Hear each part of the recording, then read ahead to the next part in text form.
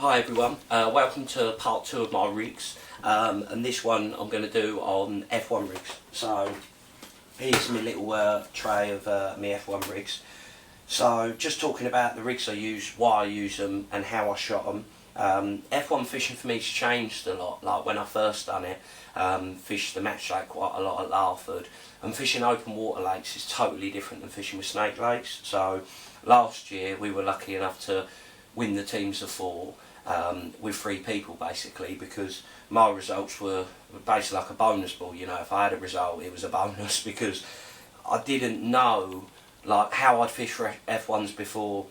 I never fished with micro pellets ever. I only ever fished with 4mm pellets, and again it was in open water, and snake lakes are totally different. So this summer I spent a bit of time with the master himself, God at it, and you know, watching what he uses and why he uses it. So here's a pick of my rigs basically, are the ones that I've found, you know, after watching Andy. These are rigs he likes using, and it's only really like the last few rounds where I'm kind of finding my own way of doing it, like in my teams of 4, because I know Andy uses like a lot of these Maggie floats. Again, they're all made by Richie Wilson from RW Floats. But I know he likes using these for maggots, whereas to be honest, like the more I do it, I find myself just using the dink floats, which is, the Maggies are a bit longer and they've got a carbon stem, but the dinks are a bit shorter and they got a wire stem. But again, as you probably noticed from my carp fishing, I like wire, it sits better.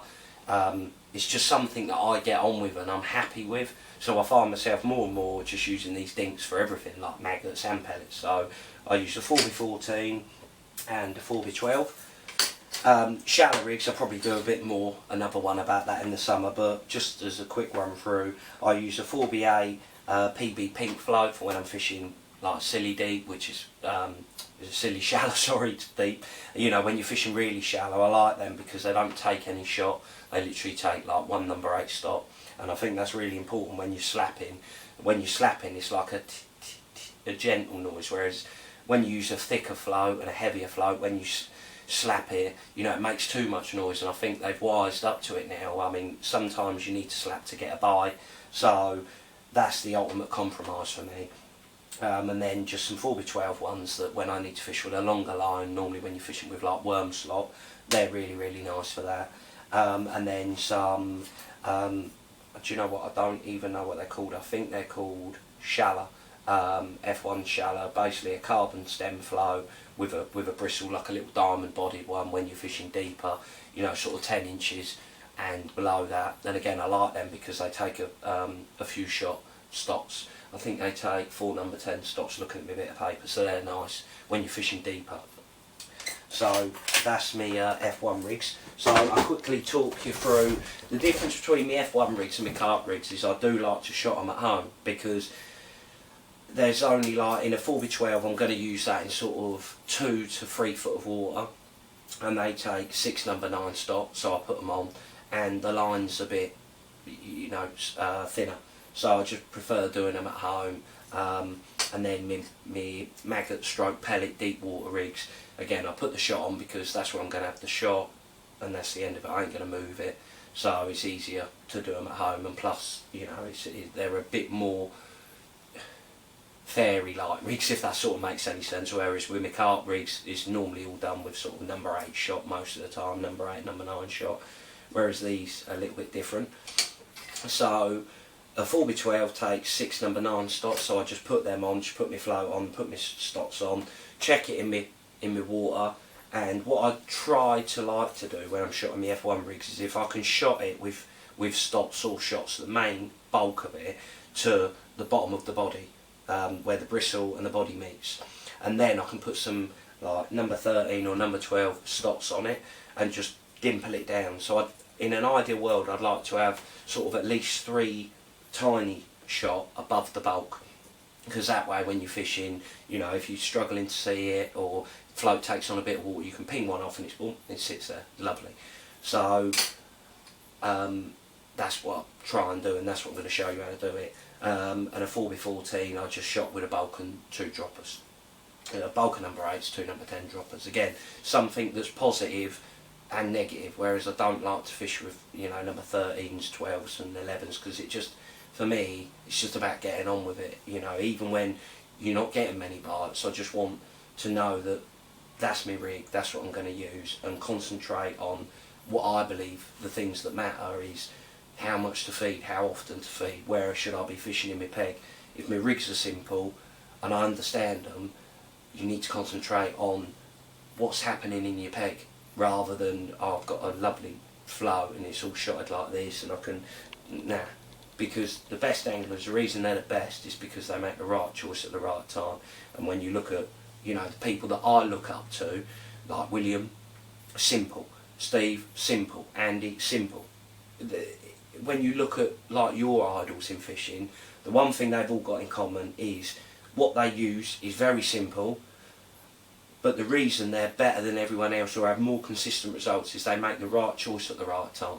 So, quickly talking to you, you know, that's the bit about why I use it as such. So, talking you through, I set a 4x14 dink float up, so I want some 015, which is that bad boy. And again, you know, the line I use is N-gauge, but you, whatever you're happy with, use that.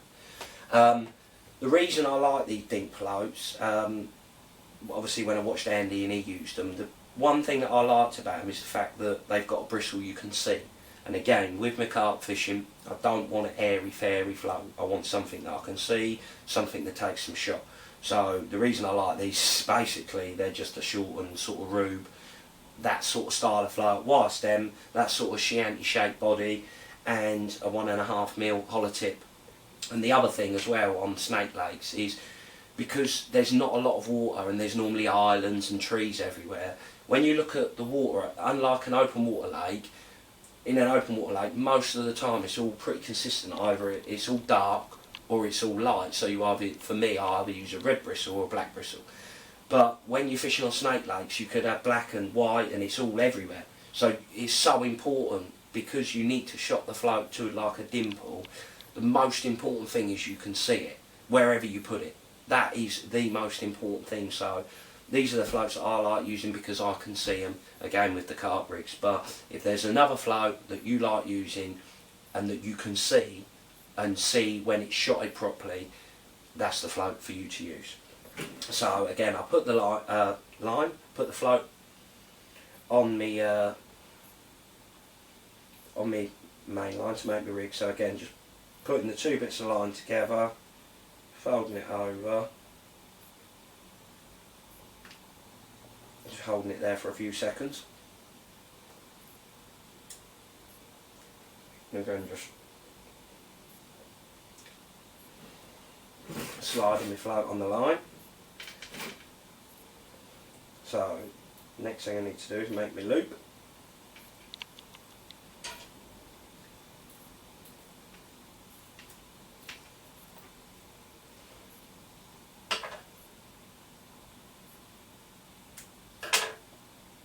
And just have a look at it, make sure that it's all knotted right and the line's coming out at the right angle. You don't want it all kicking off and too long a tag end.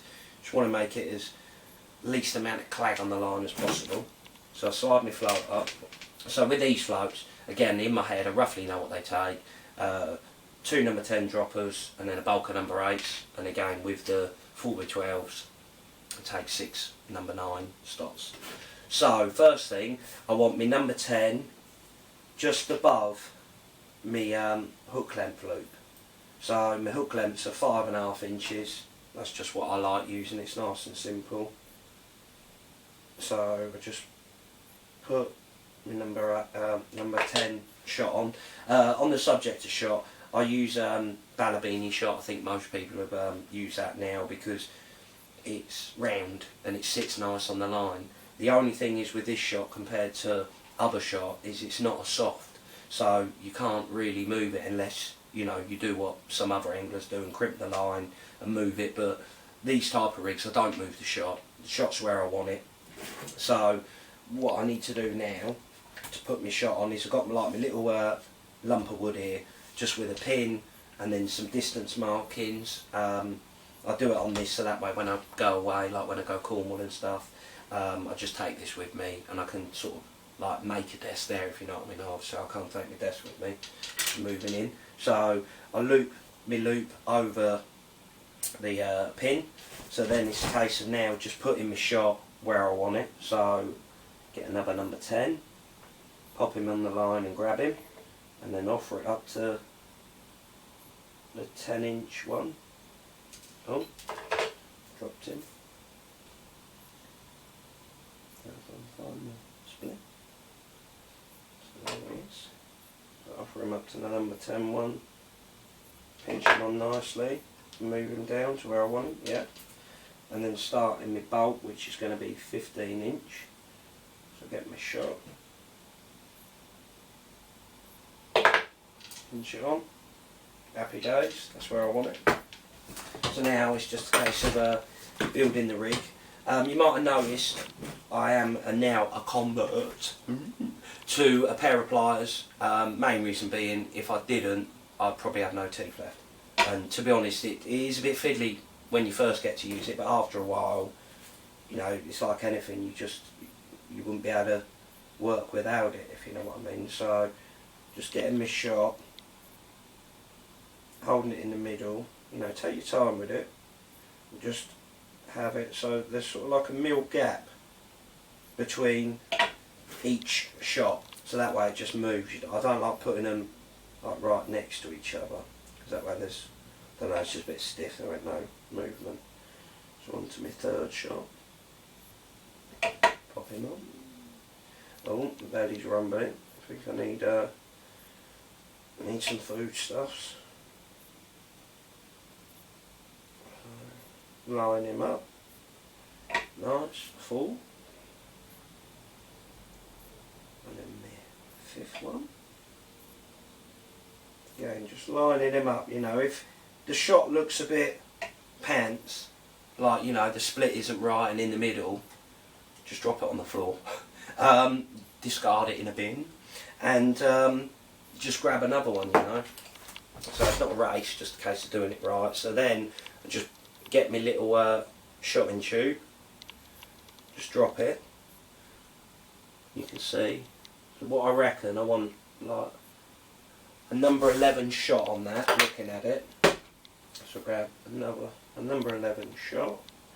And there's a bit of bristle sticking out. But to be honest, like, as you see, like the amount of bristle that was hanging out, I prefer that.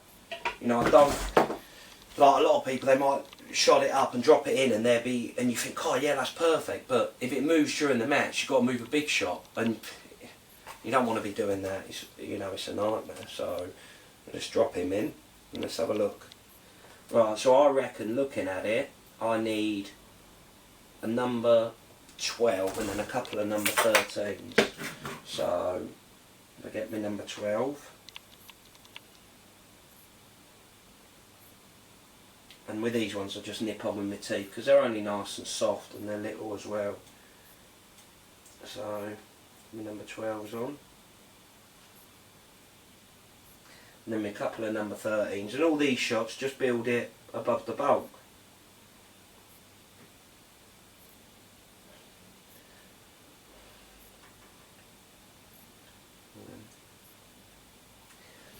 Couple of number 13s. Hold it and drop it in, and that's literally shotted to nothing. You know, it's just coming back up. So that is like perfect really, but what I do is take number 13 off, and I think that'll be about bob on.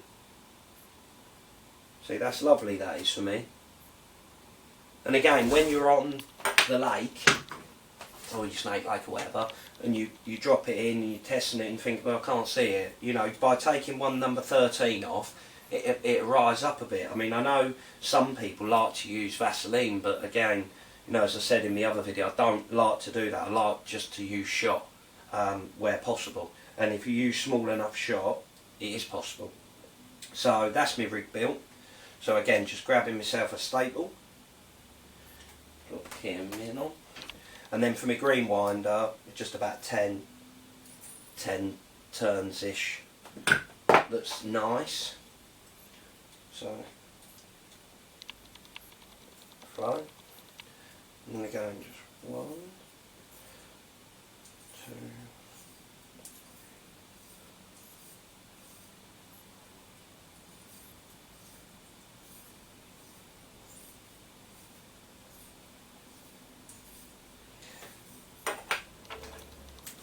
10. Again, just making me have a loop by hand. Once, twice, and 2.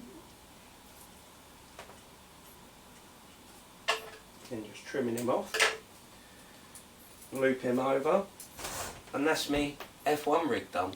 As I say, like, these rigs do take a little bit more time, but just having a shot in tube and having it right, so when you put your rig on, you know, and everything's ready, that you've got, it takes like them tuning shot above the bulk, because that way you know that you've got a rig that you can function with. You know, if it changes, say it takes on a bit of water, or especially like sometimes, you know, you can fish 2 dotted down as well. Like if you're missing bites, sometimes just by taking a tiny little shot off and waiting for a proper indication, and you strike, you're going to miss less bites, and missing less bites means more time in the water, less foul looking, because it's more positive. So it just gives you something more to work with, you know, so you're more efficient when you're on the bank. You haven't, you know, you can't see it because it's all big shots, so you've got to take, you know, number 8 off and then put a number 9 on, then there's too much sticking out and you just ain't going to be able to get on with it, you know. Just by doing a bit more work here,